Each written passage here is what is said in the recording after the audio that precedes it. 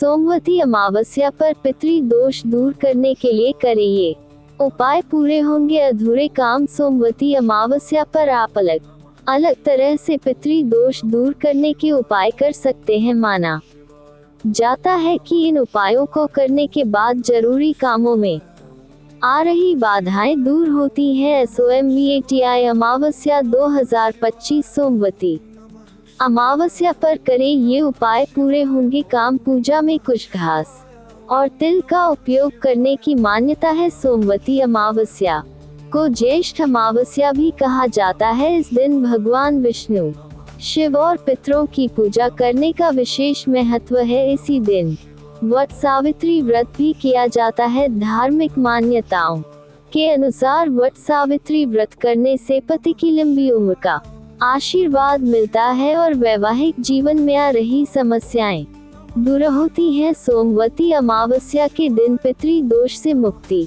के उपाय भी किए जाते हैं। ऐसा माना जाता है कि पितृ दोष होने से व्यक्ति के जीवन में कई परेशानियां आती हैं, इसलिए पितृ दोष दूर करने के लिए विशेष उपाय बताए गए हैं। सोमवती अमावस्या को ज्येष्ठ अमावस्या भी कहा जाता है। इस दिन भगवान विष्णु, शिव और पितरों की पूजा करने का विशेष महत्व है। इसी दिन वट सावित्री व्रत भी किया जाता है। धार्मिक मान्यताओं के अनुसार वट सावित्री व्रत करने से पति की लंबी उम्र का आशीर्वाद मिलता है और वैवाहिक जीवन में आ रही समस्याएं दूर होती हैं। सोमवती अमावस्या के दिन पितृ दोष से मुक्ति के उपाय भी किए जाते हैं। ऐसा माना जाता है कि पितृ दोष होने से व्यक्ति के जीवन में कई परेशानियां आती हैं, इसलिए पितृ दोष दूर करने के लिए विशेष उपाय बताए गए हैं।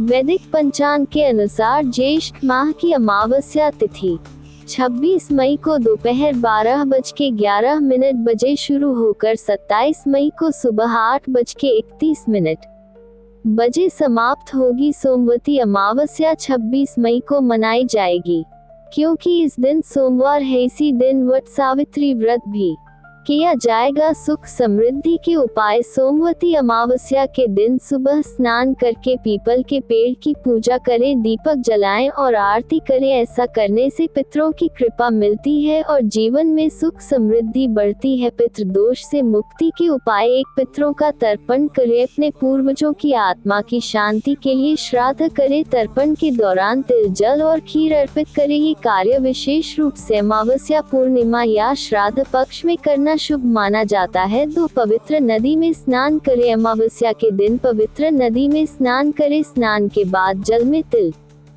गुड़ और पुष्प डालकर पितरों का आह्वान करें। इससे पितरों की आत्मा को शांति मिलती है। 3, पितृ गायत्री मंत्र का जाप करें। अमावस्या के दिन पितृ गायत्री मंत्र का 108 बार जाप करना शुभ माना जाता है। ओम पितृभ्य स्वधायभ्यो नमः। 4, दान पुण्य। किसी ब्राह्मण या जरूरतमंद व्यक्ति को भोजन, वस्त्र, तिल, चावल और दक्षिणा का दान करें। विशेष रूप से अमावस्या या श्राद्ध के दिन ये दान करना बहुत फलदायी माना जाता है। 5, पीपल के पेड़ की पूजा। अमावस्या के दिन पीपल के पेड़ के पास जाकर दीपक जलाएं। 7 बार पेड़ की परिक्रमा करें और पितरों से आशीर्वाद मांगे। पीपल के पेड़ पर जल चढ़ाकर तिल और पुष्प अर्पित करें। 6, कुश और तिल का प्रयोग। पूजा में कुश, घास और तिल का उपयोग करने की मान्यता है। पितरों को जल अर्पित करते समय उसमें तिल जरूर डालें। ये पितरों